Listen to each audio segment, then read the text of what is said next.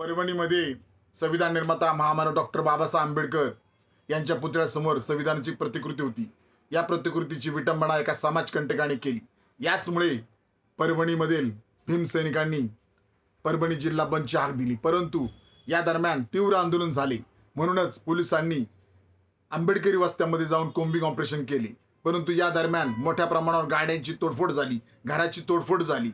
हे स्पष्टपणे सीसीटीव्ही मध्ये आणि व्हिडिओच्या माध्यमातून सोशल मीडियाच्या माध्यमातून दिसून येत आहे। त्याच दरम्यान आंबेडकरी महिला वत्सला मानवते यांना त्यांचा विनयभंग करून मोठ्या प्रमाणावर पोलिसांनी मारलं, हे स्पष्टपणे समाज माध्यमातून दिसत आहे। आणि याच दरम्यान सोमनाथ सूर्यवंशी या भीमसैनिकाचा न्यायालयीन कस्टडीमध्ये जीव गेला। परंतु ज्या भीमसैनिकावर खोटे गुन्हे दाखल झालेले आहेत ते गुन्हे आज तागायत माघारी घेतलेले नाही। वत्सला मानवते यांना ज्यांनी विनयभंग करून मारलं त्या पोलिसांवर गुन्हे सुद्धा दाखल झालेले नाहीत।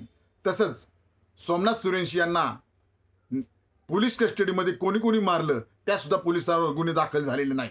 तसंच या दोन्ही कुटुंबाला राज्य सरकारने अजूनपर्यंत कोणतीच घोषणा केलेली नाही। आणि आम्ही त्यामुळेच राज्य सरकारला मागणी करत आहे की 2 दिवसांमध्ये सोमनाथ सूर्यवंशी, वत्सला मानवते आणि भीमसैनिकांना न्याय मिळाला नाही तर 2 दिवसांमध्ये आंदोलन करणार, याची घोषणा मी आपल्या माध्यमातून करत आहे।